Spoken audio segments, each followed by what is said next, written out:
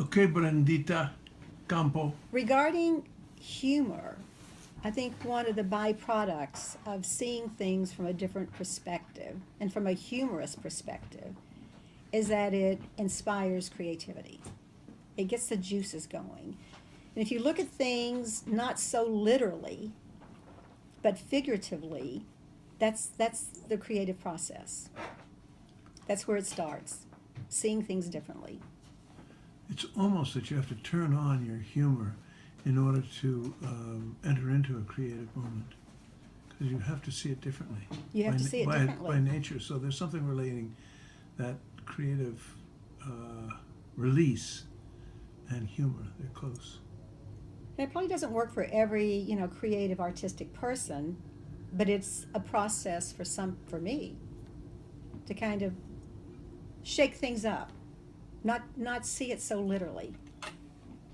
Right. Not seeing myself as a boss responsible for X amount of revenues, but how ironic that I'm sitting here with my hair rolled up in the middle of the day, and everybody's outside working, and I've got my secretary. That's just hilarious in my humble opinion. Right. Now, in the theater,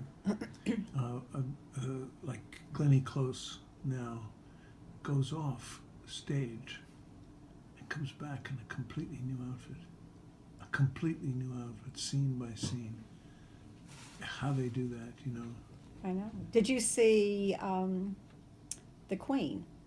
No, I haven't yet. It was a one-woman show, and I've forgotten the actress's name. She's British, brilliant. And within seconds, she would be transformed into a new outfit. And yeah, of course, being the Queen is interesting because it's not mocking. You're actually transforming into, as an actress, into the personality of the subject. Right. Queen Elizabeth, no? Yes. And it was her reign starting when she first became queen and became, it was the audience, that was the name of it. And where the tradition was that the Queen would have an audience with the Prime Minister every week. Yeah, this was Winston Churchill, right? Yeah. Well, he was one of the Prime Ministers. Yeah. He was the very first Prime Minister. Yeah, But it right. was every Prime Minister up until, one of the most recent. Well, sure, And it was, and in my little village of Millerton, where they have a movie theater with an art gallery and a cafe, it's the sweetest thing. And they now are streaming these performances from the National Theater from London. Nice. And so that's how I saw the audience.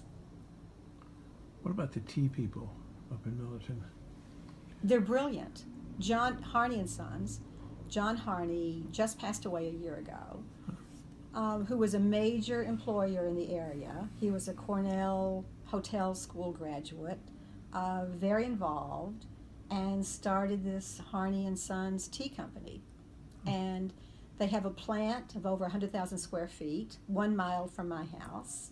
And that's where, and I've had a private tour with John Harney, and you can eat off the floor, it's that clean.